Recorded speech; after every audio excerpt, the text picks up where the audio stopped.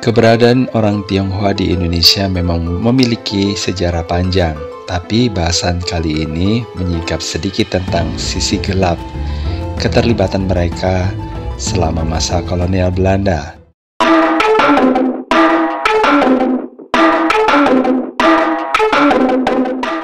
Opium mulai diperdagangkan oleh pemerintah kolonial Belanda pada awal abad ke-17. Perdagangan opium oleh Belanda terorganisir secara lebih sistematis dengan pembentukan Verenigde Oost-Indische Compagnie atau VOC, atau dalam bahasa Indonesianya adalah Perusahaan Hindia Timur Belanda pada tahun 1602. VOC segera melihat potensi ini sebagai keuntungan dari perdagangan opium, terutama di kawasan Asia Tenggara. Pada abad ke-18 dan 19, perdagangan opium menjadi lebih signifikan dan terstruktur. Pemerintah kolonial Belanda di Hindia Belanda memainkan peran penting dalam mengatur dan mengendalikan perdagangan. Mereka memonopoli perdagangan opium dan melakukan kebijakan yang memastikan keuntungan maksimum. Keterlibatan orang Tionghoa dalam perdagangan opium pada zaman kolonial dapat dilihat dari sejumlah faktor historis dan sosial yang mempengaruhi situasi tersebut. Pada masa kolonial, banyak orang Tionghoa yang bermigrasi ke berbagai bagian Asia Tenggara termasuk Indonesia untuk mencari peluang ekonomi yang lebih baik. Banyak dari mereka bekerja sebagai pedagang dan perantara karena keterampilan bisnis dan jaringan mereka yang luas. Pemerintah kolonial, terutama Belanda di Indonesia, seringkali menggunakan kebijakan yang memanfaatkan komunitas Tionghoa sebagai perantara ekonomi. Ini termasuk dalam perdagangan komoditas yang menguntungkan seperti opium. Pemerintah kolonial melihat komunitas Tionghoa sebagai kelompok yang dapat diandalkan untuk menjalankan perdagangan ini karena jaringan dan keahlian mereka. Pada masa kolonial, opium adalah barang yang diatur ketat dan sangat menguntungkan. Pemerintah kolonial Belanda memiliki monopoli opium dan mereka memberikan konsesi kepada pedagang Tionghoa untuk mendistribusikan opium di daerah tertentu. Konsesi ini memberikan keuntungan besar bagi para pedagang yang terlibat. Opium memiliki permintaan yang tinggi baik untuk penggunaan medis maupun rekreasional. Ini yang menciptakan peluang ekonomi yang signifikan bagi pedagang yang terlibat dalam distribusinya. Kemudian banyak pedagang Tionghoa yang terlibat dalam berbagai jenis perdagangan dan mampu beradaptasi dengan cepat terhadap peluang pasar yang muncul, termasuk perdagangan opium.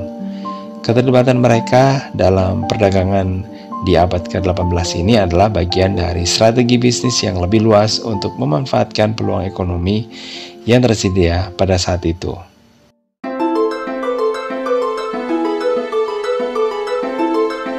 Menentukan jumlah pasti orang Tionghoa yang terlibat dalam perdagangan opium pada zaman kolonial sulit karena data historis yang tersedia tidak selalu lengkap atau akurat. Namun, saya bisa memberikan gambaran mengenai tingkat keterlibatannya.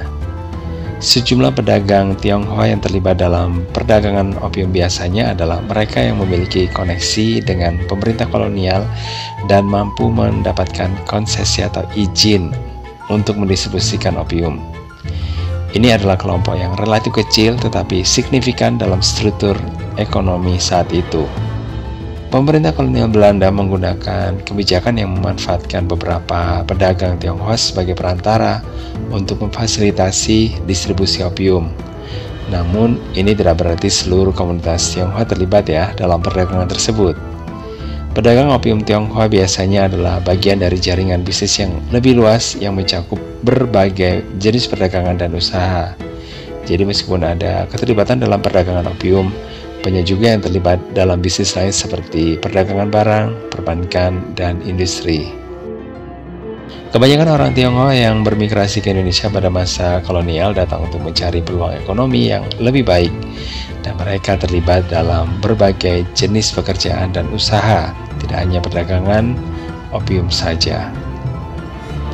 Jadi meskipun ada pedagang Tionghoa yang terkenal terlibat dalam perdagangan opium, mereka hanyalah sebagian kecil dari populasi Tionghoa yang lebih besar di Indonesia. Banyak orang Tionghoa lainnya yang menjalani kehidupan sebagai petani, pekerja, atau pedagang kecil tanpa terlibat dalam perdagangan opium.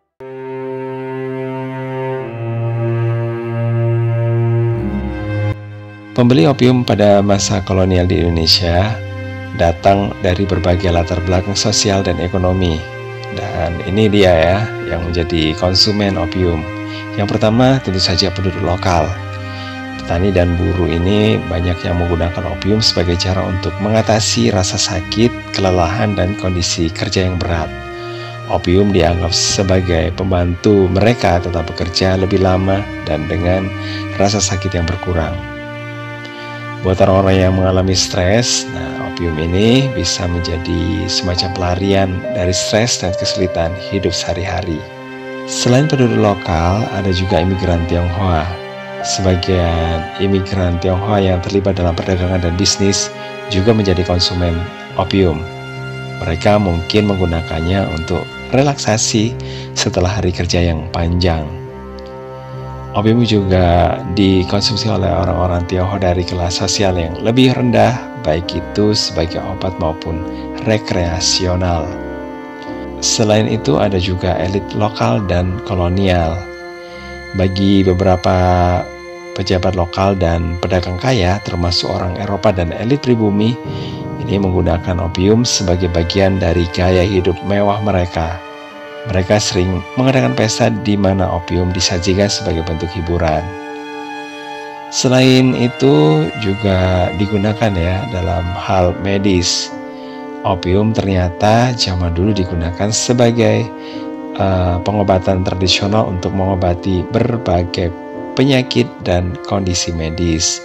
Ini termasuk penggunaannya sebagai obat penenang, analgesik, dan pengobatan untuk masalah pencernaan. Sementara itu, bagi dokter dan tabib, meresepkan opium untuk pasien mereka adalah bagian dari perawatan medis. Selain medis, ternyata opium juga digunakan untuk tentara dan pelaut ya.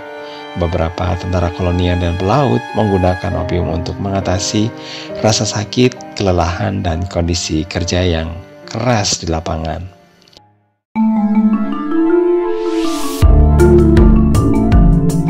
Pemerintah kolonial Belanda mengizinkan atau bahkan memonopoli perdagangan opium di Hindia Belanda ini mulai abad ke-17 sampai 19 ya di puncaknya. Karena beberapa alasan strategis dan ekonomi tentu saja ya. Yang menjadi incaran itu adalah memang opium sebagai salah satu sumber pendapatan pajak yang paling menguntungkan bagi pemerintah kolonial. Pajak dari perdagangan opium menyumbang bagian besar dari anggaran kolonial yang digunakan untuk membiayai administrasi pemerintahan, infrastruktur, dan kebutuhan militer. Dengan memonopoli perdagangan opium melalui opium regi, pemerintah Belanda dapat mengontrol harga dan distribusi sehingga memaksimalkan pendapatan dan pajak serta lisensi. Selain itu, dengan mengatur dan mengawasi perdagangan opium, pemerintah kolonial dapat memantau dan membatasi penggunaannya. Meskipun tujuan ini seringkali tidak sepenuhnya tercapai, mereka percaya bahwa pengaturan yang ketat lebih efektif daripada pelanggaran total yang mungkin akan mendorong perdagangan ilegal. Penjualan opium yang dikontrol juga dianggap sebagai cara untuk mencegah gangguan sosial yang mungkin timbul dari kecanduan opium yang tidak diatur. Perdagangan opium membantu dalam keseimbangan perdagangan antara Hindia Belanda dan Tiongkok. Opium yang diproduksi di India seringkali juga diekspor ke Tiongkok dan hasil penjualannya digunakan untuk membeli barang-barang dari Tiongkok yang kemudian diimpor ke Hindia Belanda. Pengendalian opium membantu menjaga keseimbangan ekonomi kolonial dan memastikan bahwa perdagangan yang berjalan lancar di wilayah tersebut. Dengan melibatkan komunitas Tionghoa dalam perdagangan opium melalui konsesi, membantu pemerintah kolonial mendapatkan dukungan ekonomi, dan salah satu kelompok pedagang yang paling dinamis dan berpengaruh di wilayah tersebut. Pedagang Tionghoa memiliki jaringan distribusi yang lebih luas dan efisien yang membantu memastikan bahwa opium dapat didistribusikan dengan efektif di seluruh wilayah Hindia Belanda. Selain itu, pendapatan dari opium digunakan untuk mendukung berbagai proyek pembangunan dan administrasi kolonial termasuk pembangunan infrastruktur, pendidikan, dan layanan kesehatan.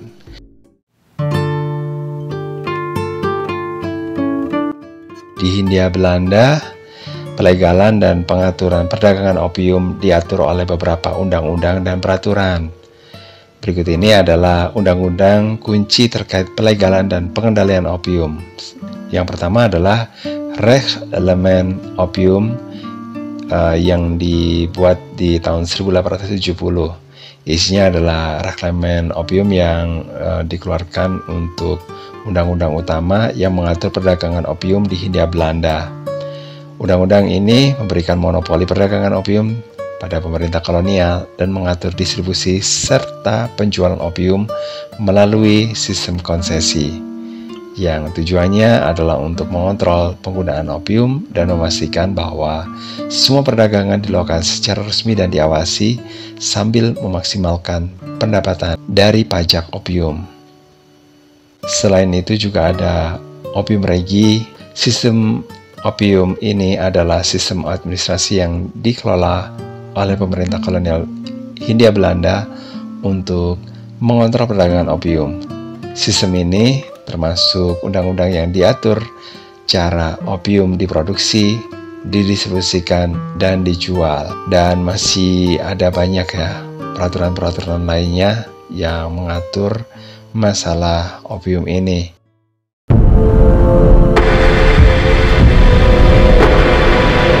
Pemerintah kolonial Belanda mulai mengurangi dan akhirnya memberantas perdagangan opium di Hindia Belanda secara bertahap pada awal abad ke-20. Proses pemberantasan ini dipicu oleh beberapa faktor termasuk kritik terhadap dampak sosial negatif dari penggunaan opium dan perubahan kebijakan internasional. Pada awal abad ke-20 ada peningkatan kesadaran dan kritik terhadap dampak sosial dan kesehatan dari penggunaan opium. Beberapa kalangan termasuk organisasi sosial dan medis mengkritik kebijakan pemerintah kolonial yang dianggap menyebarkan kecanduan dan masalah kesehatan di kalangan penduduk. Yang kedua adalah konferensi internasional. Konferensi internasional tentang opium di Shanghai pada tahun 1909 merupakan momen penting yang mengarah pada upaya internasional untuk mengatur dan mengurangi perdagangan opium. Konferensi ini memunculkan kesadaran global tentang masalah opium dan mendorong negara-negara kolonial termasuk Belanda untuk mengambil tindakan.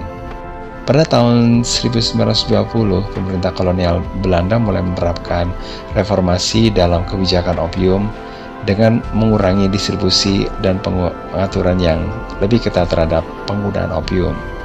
Pada akhir 1930-an, perdagangan opium di Hindia Belanda mulai diberantas sepenuhnya. Pemerintah kolonial Belanda secara resmi menghentikan praktik perdagangan dan distribusi opium pada periode ini sebagai bagian dari upaya untuk mematuhi ketentuan internasional dan untuk mengatasi masalah kesehatan masyarakat yang terkait dengan kecanduan opium.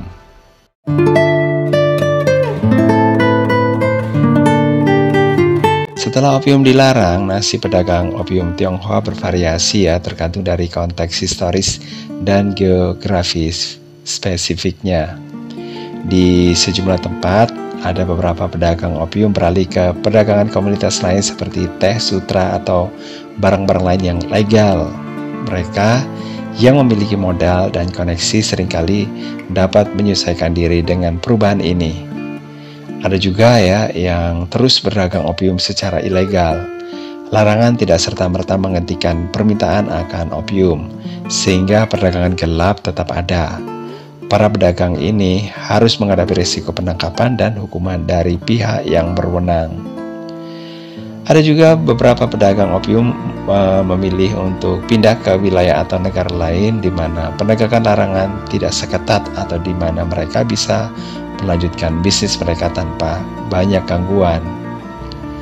Kemudian larangan tersebut ini seringkali berdampak signifikan pada kondisi ekonomi dan sosial para pedagang. Kehilangan sumber pendapatan utama bisa menyebabkan kesulitan ekonomi yang serius. Selain itu, mereka mungkin menghadapi stigma sosial karena keterlibatan mereka dalam perdagangan opium.